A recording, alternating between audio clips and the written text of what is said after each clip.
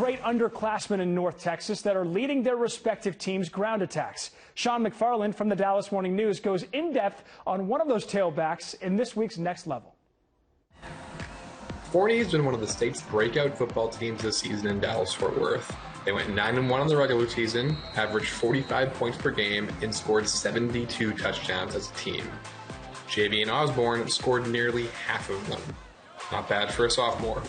Osborne, a four-star running back in the class of 2026, has been one of the best players regardless of position in DFW this season. He leads all Dallas area 5A running backs with 1,719 yards and 29 touchdowns, the most by any player in DFW, regardless of position.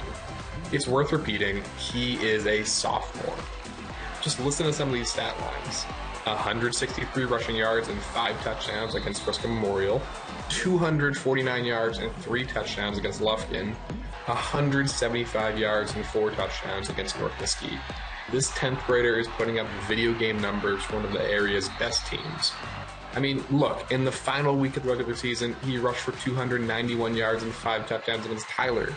Then, in the first round of the playoffs, he rushed for another 200 yards and 4 touchdowns against Port Arthur Memorial. At 5'10", 185 pounds, Osborne is a super runner with excellent balance to stay on his feet and bounce off tackles. Once he finds a hole in the defense, he is gone. But you might already guess that by looking at the stats. Osborne rushed for nearly 500 yards and 9 touchdowns in the first 2 games of November. We've seen great running backs carry teams to postseason success before. It looks like Osborne might be doing that for Forney.